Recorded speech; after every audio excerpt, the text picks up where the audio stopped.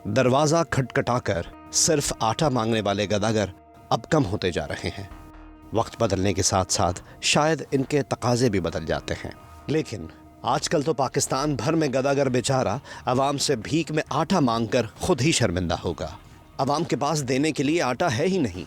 अगर थोड़ा बहुत होता भी है तो वो ख़ानदान भर की ज़रूरत के लिए भी नाकाफ़ी होता है।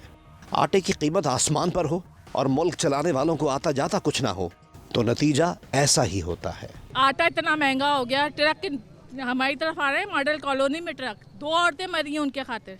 इतना रश लगा हुआ, इतना रश लगा हुआ, क्या करेगी हुकूमत? अब हमारे जैसा मजदूर आदमी रात को आटे के पैसे नहीं बना सकता कि हमारे बच्चे भीख मांगे। इतना गंदुम है, रोक के रखा हुआ है, जानबूझ के रोक के रखा हुआ है। गंदुम दे नहीं रहे, गरीबों को नहीं देना है, बस मार देना है उनको किसी तरह। इनके पेट ही नहीं भरते भाई। शोबा ज़राअत पाकिस्तान की मईशत में रीढ़ की हड्डी की हैसियत रखता है।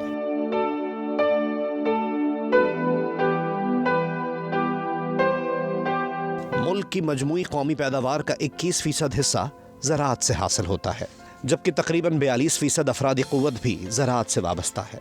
लिहाजा ये शोबा देही और शहरी आबादी को खुराक की फरहमी के साथ साथ सनत और तिजारत के फ़रोग़ में नुमाया किरदार अदा कर रहा है। पाकिस्तान की जो इकॉनमी का GDP का हिस्सा है उसमें एग्रीकल्चर का माजी में जो है कोई 22% उसमें शेयर होता था, लेकिन अब वो कम होकर, क्योंकि एग्रीकल्चर में आपकी प्रोडक्शन कम होती जा रही है, तो अराउंड 19% पे आ गया है। टेक्सटाइल और शुगर मिल्स के अलावा खाने पीने की अशिया तैयार करने वाले यूनिट्स भी खाम माल के लिए इसी शोबे पर इन्हिसार करते हैं। लेकिन सितम यह कि ज़राई मुल्क होने के बावजूद पाकिस्तान इस वक्त अपनी ज़रूरियात के लिए कपास, चीनी और गंदम दरआमद कर रहा है। तकसीम से कबल पूरे हिंदुस्तान में गंदम फराहम करने वाला खित्ता आज आटे की शदीद किल्लत का शिकार है। सिंध का जो रीजन है पाकिस्तान में, इस पूरे बरसागिर के अंदर जो है, हिंदुस्तान भी जब इसका हिस्सा था तो उसका बहुत बड़ा अहम रोल था, ना सिर्फ एग्रीकल्चर में, ज़राअत में, बल्कि यहाँ की पोर्ट का भी बहुत बड़ा रोल था। और आपको पता है कि जब आपके पास इन्वेडर्स यहाँ आए तो उन्होंने भी यहाँ इसको मरकज़ बनाया और यहाँ पे डेवलपमेंट की। उस वक्त ये पूरी बॉम्बे तक की जो पोर्ट थे उसको भी इंडिया का तमाम हिस्से को करता था।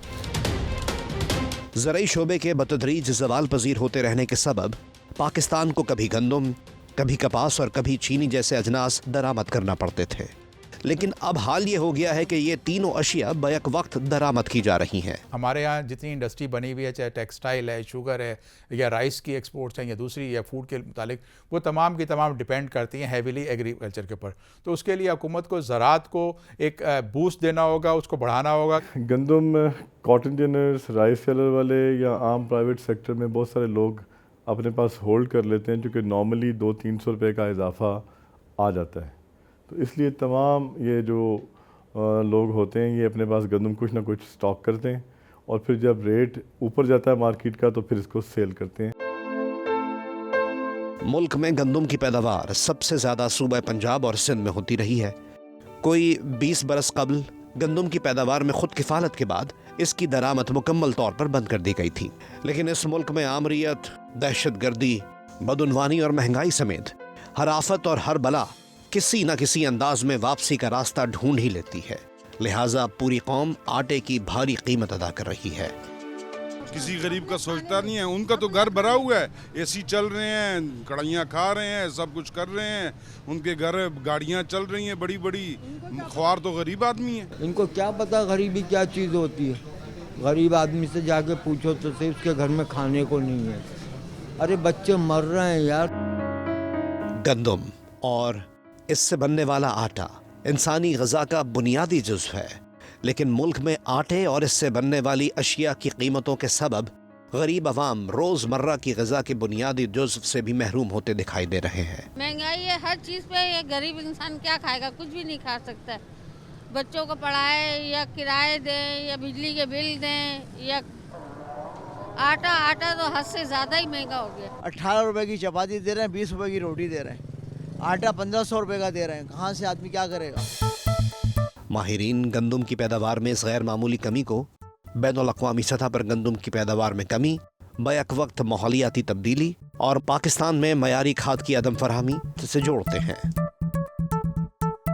जिस तरह इस साल जो टोटल क्रॉप साइज़ था उसमें हमारा 30 से 32 लाख टन का शॉर्टफॉल था, जो हमारी कंजम्पशन है उसके मुताबिक।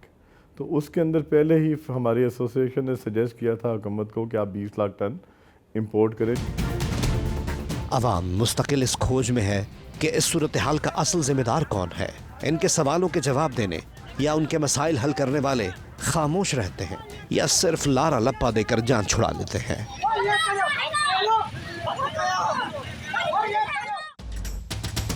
वफाकी हुकूमत का मौक़िफ़ है कि गंदम का बहरान फ्लोर मिल्स एसोसिएशन और सूबाई हुकूमत की जिम्मेदारी है।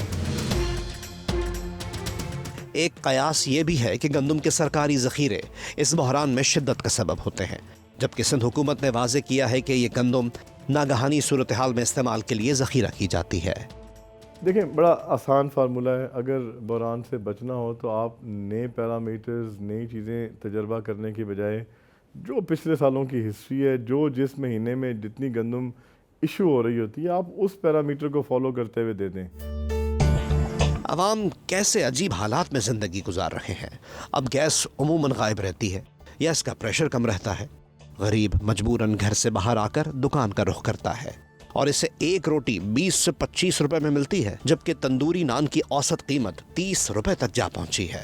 7,000 7,500 रुपये एक बोरी आटा आता है हम लोगों के लिए, और वारा नहीं खाता है। अभी भी हम लोग जेब से नुकसान कर रहे हैं। अब सवाल यह है कि मुल्क में गंदम के इस शदीद बहरान के बाद आइंदा वक्तों में ऐसी सूरत हाल के दोबारा नमूदार ना होने की गारंटी कौन दे सकता है। अवाम के पास अब कतारों में घंटों खड़े रहने के सिवा कोई दूसरा रास्ता नहीं। सरकारी दावा है कि ओपन मार्केट से महंगी गंदम खरीद कर सस्ते दाम बेची जाए तो हालात बेहतर हो सकते हैं, यानी नालायक और बदउन्वान हुक्मरानों के पैदा करदा इन मसाइल की कीमत भी अवाम ही को अपनी जेब से अदा करना है। लिहाजा होशियार।